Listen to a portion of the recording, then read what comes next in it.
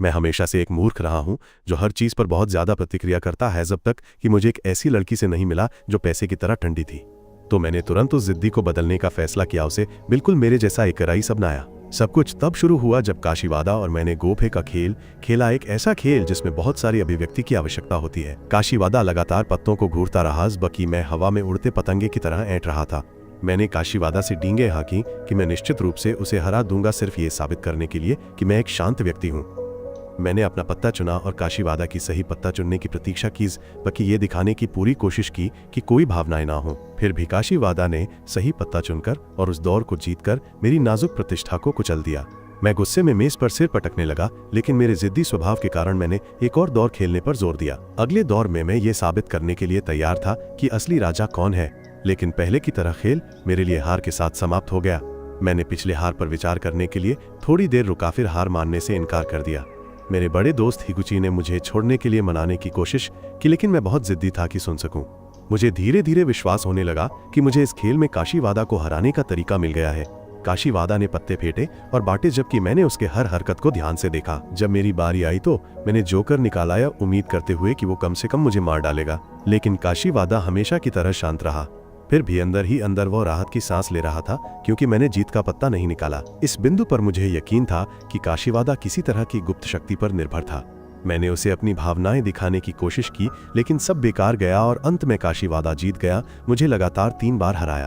फिर जब काशीवादा स्कूल के गलियारे से गुजर रहा था तो अचानक उसके ऊपर एक छिपकली गिर गई।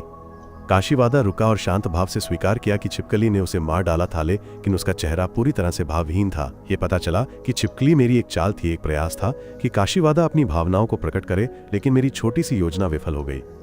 मैंने ग्रह पर सबसे अधिक परेशान व्यक्ति के खिताब के लिए दौड़ में काशीवादा को घोषणा की कि अगली बार मैं निश्चित रूप से फिर से कोशिश करूंगा। इसके तुरंत बाद काशीवादा शांत होकर स्कूल के मैदान में टहल रहे थे कि मैं एक खराब हेलोवीन प्रॉप की तरह दिखाई दिया उसे डराने की कोशिश कर रहा था। गहराई से काशीवादा वास्तव में आश्चर्यचकित था, लेकिन उसके चेहरे पर कोई भाव नहीं था जिससे मेरे प्रयास विफल हो गए। मैंने कक्षा में फिर से कोशिश की, काशीवादा के कान के ठीक पीछे जोर से हॉर्न बजाया, लेकिन वो एक चट्टान की तरह शांत और भावहीन रहा। मैं इस वास्तविकता पर विश्वास नहीं कर सका। हालांकि मैंने काशीवादा को प्रतिक्रिया देने के लिए अपने मिशन को जारी रखा। जब काशीवादा कक्षा में प्रवेश करने वाला था तो उसे कागज के एक टुकड़े से मारा गया जिसमें लिखा था, अधिक भावुक बनो। हालांकि कागज के टुकड़े उसकी आंखों में चले गए और उसे अंधा कर दिया। काशीवादा ने पलकें भी नहीं झपकाईं। इस बिंदु पर मुझे यकीन था कि मैं पूरी तरह से विफल रहा हूं। बार बार की असफलताओं से थक कर मैं अपने दोस्त हिगुची से मुड़ाया देखने के लिए कि क्या किया जा सकता है ताकि काशीवादा को आखिरकार प्रतिक्रिया मिल सके। हिगुची ने मुझे हार मानने की सलाह दी, क्योंकि वो कोई संकेत नहीं देख सकता था कि काशीवादा कभी प्रतिक्रिया करेगा, चाहे उसने कितनी भी कोशिश की हो। हिगुची ने तब पूछा कि मैं काशीवादा को प्रतिक्रिया देने के लिए इतना जुनूनी क्यों था, और जैसे ही वो सवाल आया मुझे एहसास हुआ कि कहानी सुनाने का समय आ गया है। मैंने सुनाना शुरू किया कि ये सब स्कूल के दीक्षांत समारोह में कैसे शुरू हुआ। अपनी नीरस और थकी हुई कहानी जारी रखने से पहले हिगुची ने पूछा कि क्या वो शौचालय जा सकता है, लेकिन मैंने उसे वहीं बैठने और सुनने के लिए चिल्लाया। मैंने समझाया कि मैंने काशीवादा को पहली बार दीक्षांत समारोह के दिन देखा था, जब चेरी के फूल खिले थे। अपने छोटे कद के कारण मुझ पर एक कौवे ने बिना किसी उकसावे के हमला किया। इससे निपटने की कोशिश करते हुए पक्षी ने मेरे नए साफ वर्दी पर बम गिरा दिया, जिससे मुझे कौवे पर चिल्लाने के लिए मजबूर होना पड़ा। कौवा मेरे दुर्भाग्य पर हंसा और एक और फेंकने वाला था, लेकिन दूसरी बार मैं भाग्यशाली रूप से चकमा देने में कामयाब रहा। जैसे ही मैं परेशान कौवे को डांट रहा था, मुझे एहसास हुआ कि उसने काशीवादा के सिर पर बम गिरा दिया था। मुझे विश्वास नहीं हो रहा था कि कोई मुझसे भी बदतर स्थिति में हो सकता है और फिर भी कोई प्रतिक्रिया या अभिव्यक्ति नहीं दिखा सकता है।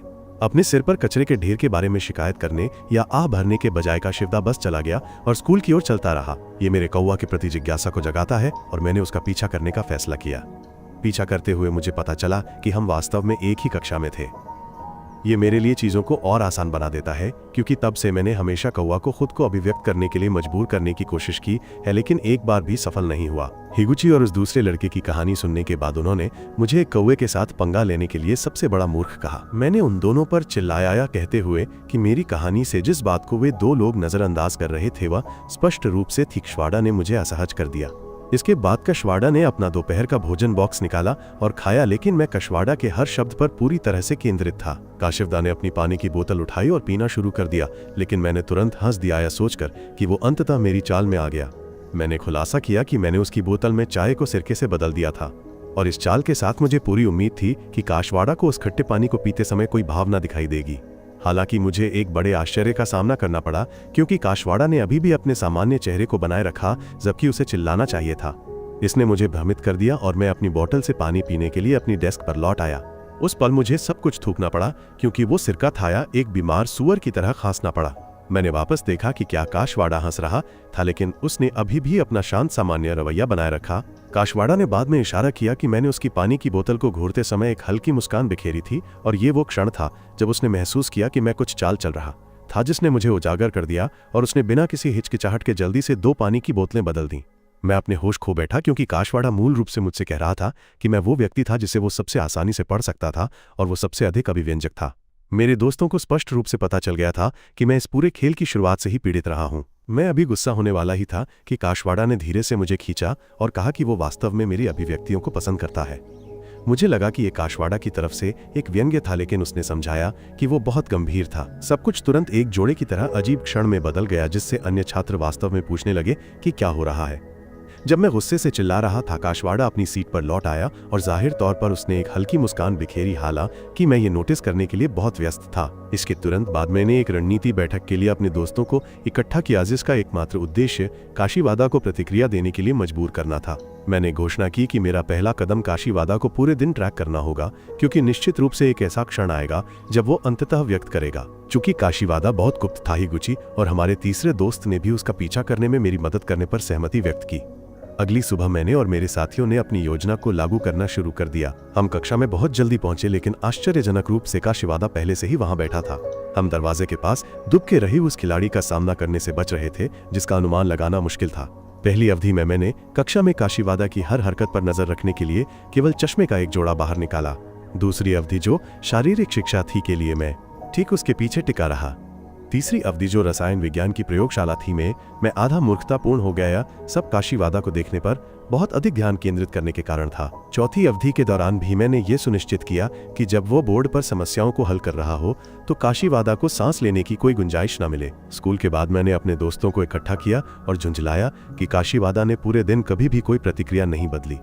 हालांकि हिगुची ने पूरी तरह से बेकार सांख्यिकीय ये डेटा पेश किया। गर्व से नोट किया कि काशीवादा ने 1 मिनट में 15 बार पलक झपकाई। मुझे लगा कि हमारी पूरी योजना बर्बाद हो गई है, जब तक मुझे पता नहीं चला कि स्कूल के बाद एक ड्यूटी थी। मैंने दोस्तों से पूछा कि काशीवादा को किस पर लगाया गया था, और उन्होंने खुलासा किया कि वो स्विमिंग पूल की सफाई का प्रभारी था। जैसा कि अनुमान लगाया गया था, हम तीनों ने काशीवादा को सफाई कार्य करते हुए ट्रैक करने के लिए छिपने के स्थान पर दुबक गए, उसके केवल एक छोटी सी भावना दिखाने की उम्मीद कर रहे थे। अचानक ड्यूटी समूह के बीच यह अफवाह फैल गई कि पास में एक बिल्ली का बच्चा दिखाई दिया था, और वे सभी देखने के लिए चले गए। हालांकि काशीवादा बिल्ली के बच्चे के बारे में उत्सुक था, उसने एक शांत कठोर चेहरा बनाए रखा।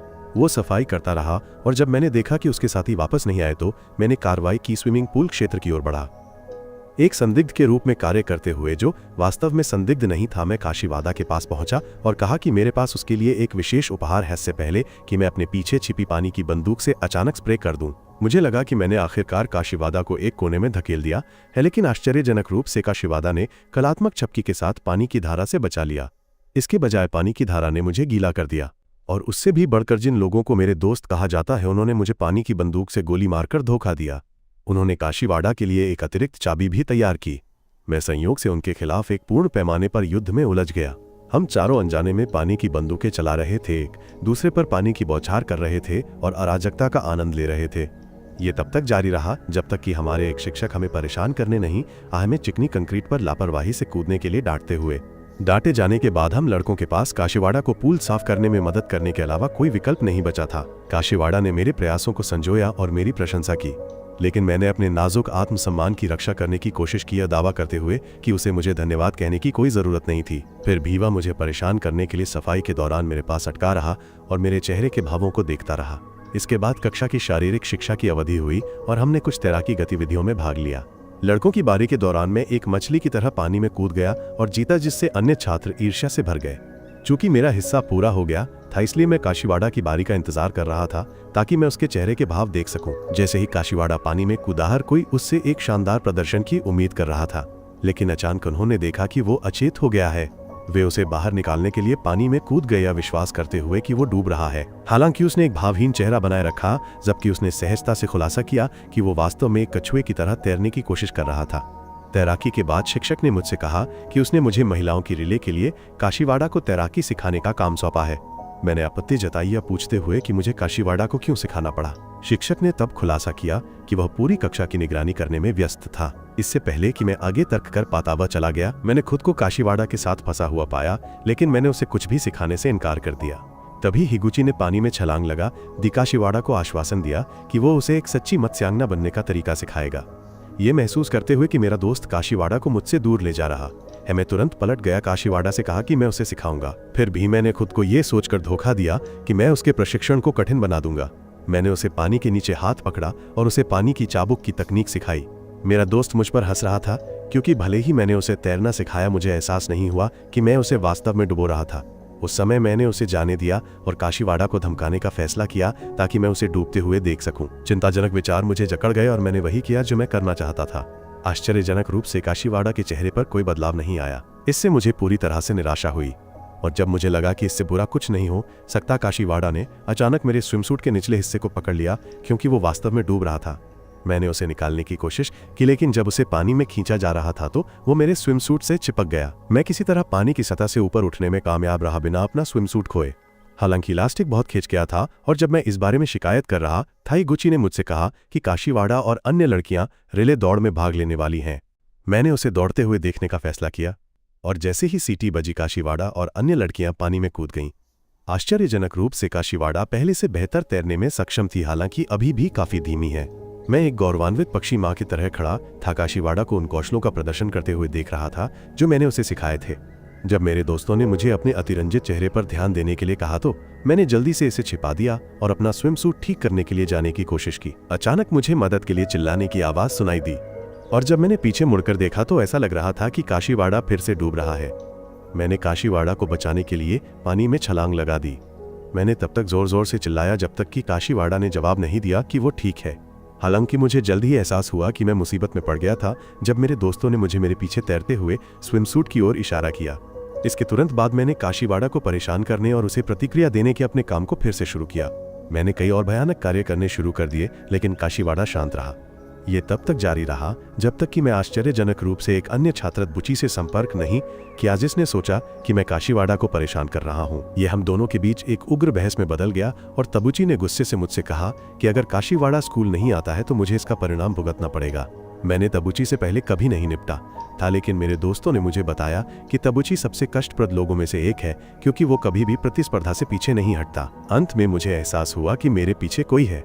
कुछ देर बाद मैंने काशीवाड़ा को कक्षा से बाहर निकलते देखा और मैंने उसे एक नकली वेशभूषा उत्सव के रूप में इस्तेमाल करने का फैसला किया। लेकिन जैसे ही मैंने हरकत की, बुची एक लगातार भूत की तरह मेरे पीछे दिखाई दिया। तबुची ने मुझे आश्वासन दिया कि वो हमेशा मेरी निगरानी कर रहा था, भले ही मुझे लगता था कि वो नहीं कर रहा था। मैं उस पर चिल्लाया क्योंकि आखिरकार मेरे पास कोई पीछा करने वाला था। पता चला कि तबुची काशीवाड़ा को ट्रैक करने की तुलना में मेरी कहीं अधिक निगरानी कर रहा था।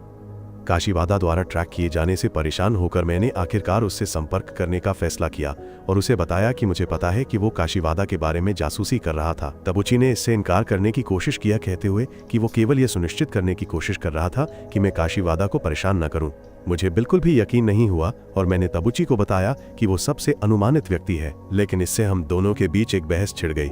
अंत में हिगुची ने हस्तक्षेप किया और तबुची से पूछा कि वो वास्तव में काशीवाड़ा का पीछा क्यों कर रहा था, क्योंकि ये बहुत स्पष्ट था। तबुची सवाल से हैरान था और कुछ देर शांत रहने की कोशिश करने के बाद उसने खुलासा किया कि वो काशीवाड़ा का पीछा कर रहा था क्योंकि वो एक कट्टर प्रशंसक था।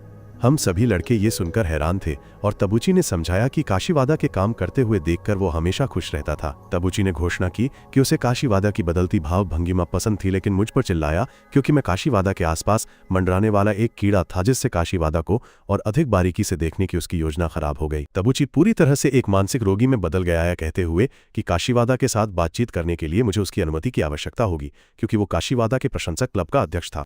हम सभी लड़के ये सोचकर हंसे कि वो बकवास कर रहा था, लेकिन उसने दावा किया कि वो काशीवाड़ा की भाव भंगिमा पढ़ सकता था। उसने कहा कि वो काशीवाड़ा की हर दिन निगरानी करके ऐसा कर सकता था। और आश्चर्यजनक रूप से बुची ने मुझे बताया कि मैं प्रतियोगिता हार गया था, जबकि मुझे ये भी नहीं पता था कि हम शुरुआत से ही प्रतिस्पर्धा कर रहे थे। फिर मैं कक्षा में गया और देखा कि काशीवाड़ा एक कोने में बैठा था।